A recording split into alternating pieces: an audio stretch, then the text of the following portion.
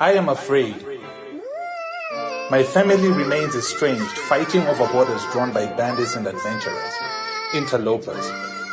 We lunge at each other's necks and squabble over the scraps spilled by an unscrupulous system. I am afraid that I will die before the day of the great Indaba, when I will see my family reunited on the grassland plains.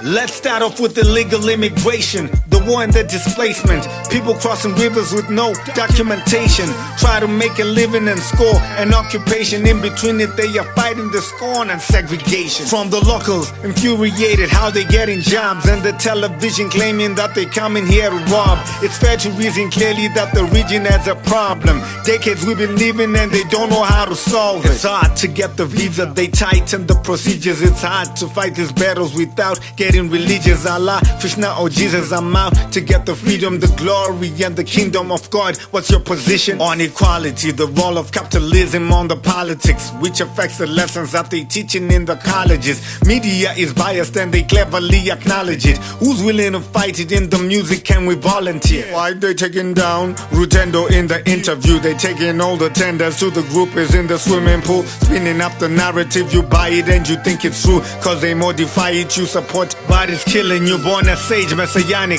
I'm fighting the satanic forces cause they profits have been toxic to the planet. At this moment I'm inclined to try out socialism, cause free enterprise is a corporate totalism. We're never taught to reason, but porter flows the rhythms with chords and also visions across the border, living in cold to heal the sick in their thoughts and stop division. The war on ignorance has been fought, the more we listen. If you're releasing some of my quotes with no permission, then at least put my name on the post. The plagiarism is the same as stealing of wealth by capitalists, cause you're just reading it to copy and paste and top a list. Back to immigrants and foreigners that work in the metropolis, trying to make a means to an end, but the metropolis asking for a piece of the cake, but you never ask for politicians' piece of the steak, and you never ask which corporations feed on displacement. Now I'm asking you, comment by giving your take. I want your side and view.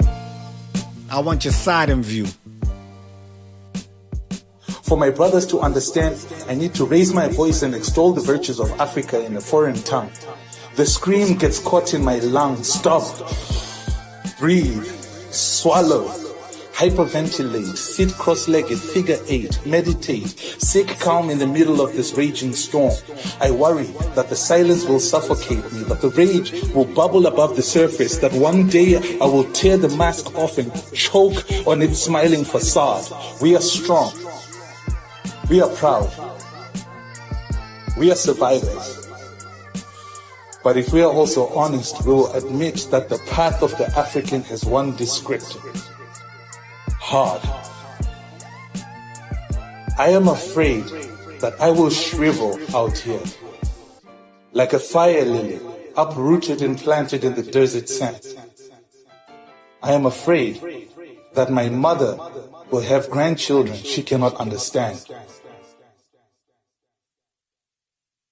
I worry that Kolobeja and Jefunde will be oddities to them, remnants of a story once told in a home turned foreign land.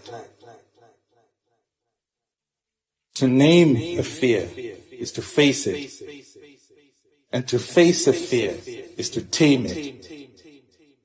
So I will name all the terrors that keep me awake at night.